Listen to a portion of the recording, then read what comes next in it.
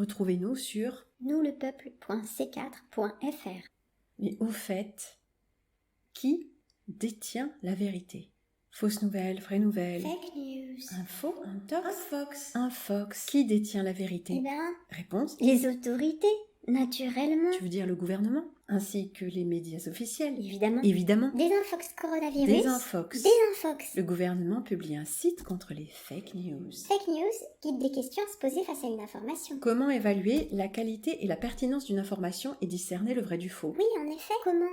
Eh bien, voici quelques questions à se poser au quotidien. Qui est l'auteur de l'information? L'auteur est souvent identifié au début ou à la fin d'un article par son nom ou par ses initiales. Parfois, il n'est pas mentionné ou il écrit sous un pseudonyme ou pour un organisme. Il est important de déterminer la légitimité de l'auteur. Est-il un expert ou non sur le sujet? Un expert? Expert? Un expert mandaté? Et si oui, par qui? À l'Assemblée nationale, Didier Raoult dénonce les conflits d'intérêts et le lobbying de Gilead. La Haute Autorité pour la transparence de la vie publique, HATVP, déclaration d'intérêt et d'activité au titre d'un mandat parlementaire.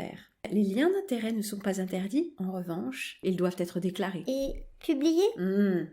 La transparence des liens d'intérêt, un dispositif de prévention des conflits d'intérêts. Les liens que vous avez avec les entreprises de médicaments dans le cadre de votre exercice professionnel doivent être publiés sur la base de données publique www.transparence.gouv.fr au titre du dispositif Transparence des liens d'intérêt. Comme ça, c'est clair. Avec la loi sur la transparence de l'information médicale, j'y vois plus clair. Faites-moi confiance, chère madame. Comment l'argent des labos irrigue le monde de la santé. En 5 ans, les laboratoires pharmaceutiques ont versé plus de 600 millions d'euros aux professionnels, médecins et chercheurs. Des chercheurs? Médecine, recherche, pas vraiment indépendante. Heureusement, il y a la base transparence santé du gouvernement. Malheureusement, le site internet censé donner les liens entre laboratoires professionnels regorge d'erreurs et incohérences. Heureusement, la porte-parole du gouvernement Sibeth Ndiaye? est là.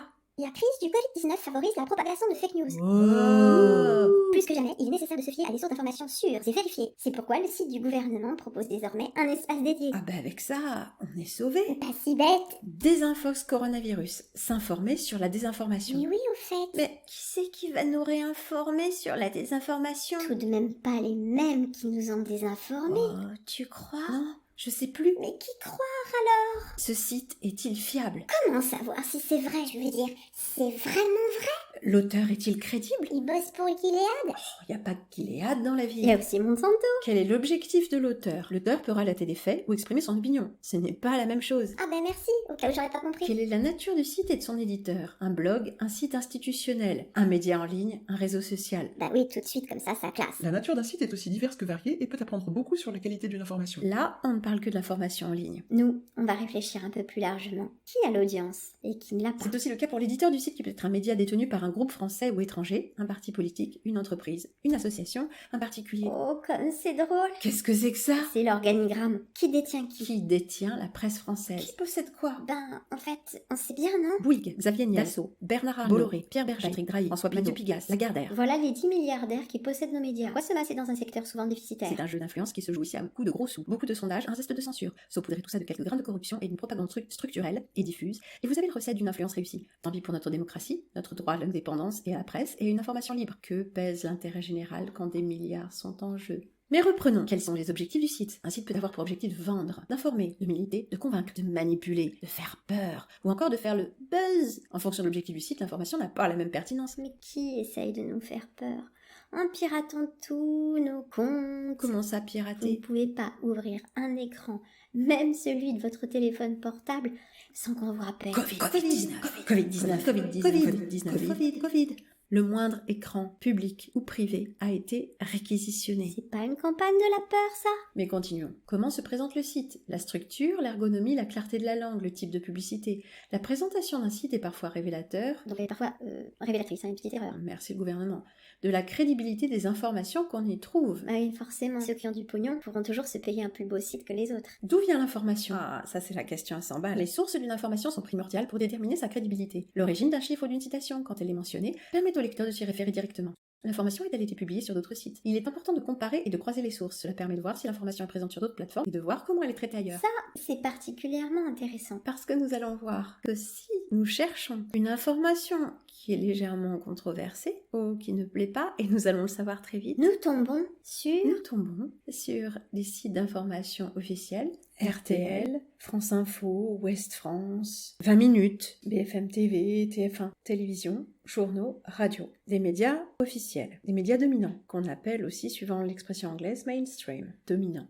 De quand date l'information? Il est important de savoir à quel moment les faits relatés, blablabla. Ça, on a compris. L'information présente-t-elle des détails incohérents? Incohérent? C'est une blague? Des détails incohérents, les incohérences du gouvernement, messages contradictoires. Les annonces brillent par leur contradiction. L'incohérence semble être la marque de fabrique de notre gouvernement. Peut-être même pas seulement d'une autre d'ailleurs. Oh, t'exagères. Un peu complotiste. Que disent les commentaires? Parce qu'ils soulignent parfois l'incohérence La revoilà. d'une information, les commentaires des internautes sont utiles pour jauger la crédibilité des informations avancées. Oui, seulement voilà, sur les sites gouvernementaux et autres sites, l'information est unilatérale. Il n'y a pas de commentaires. Tes commentaires, tu peux te les garder. Comment les sites d'information modèrent-ils leurs commentaires? Modéré. Comprenez, trier, supprimer. Censuré. Oh, tu complotes là. Sur une chaîne scientifique YouTube très fréquentée, j'ai posté un commentaire qui n'allait pas dans le sens du contenu de la vidéo car j'avais quelques réserves à exprimer. Mon commentaire était très correct, écrit avec des termes choisis, j'argumentais diplomatiquement sans intention Je suis polémique. sûre que c'était Eh haineux. bien, ce commentaire a été supprimé rapidement car je m'en suis rendu compte en me connectant quelques heures après sur la chaîne en question avec un autre ordinateur. Sur mon propre PC, le commentaire apparaît toujours aujourd'hui comme s'il n'avait pas été effacé. Donc je pense avoir été victime d'une certaine censure. De quelle manière? Je ne sais pas.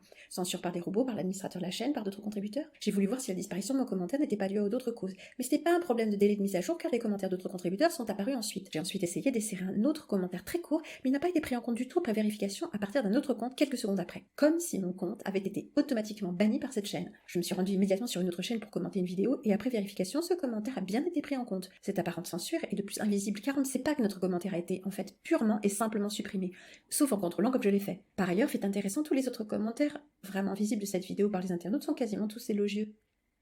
Cela fait presque un an que je poste sur YouTube avec mon compte sans aucun problème.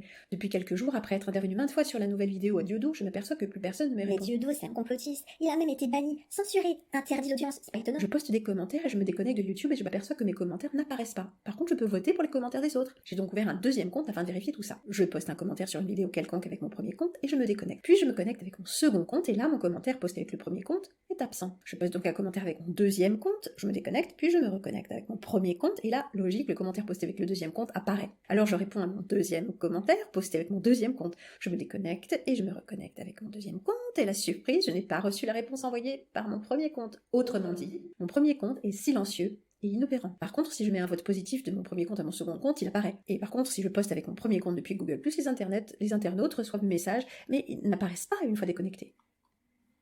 Mais la vérité c'est pour les cons. Tu comprends ce que je suis en train de te dire, Robert? C'est le mensonge qui dirige ce monde. Putain, mais réveille-toi! Apprends à fermer ta gueule.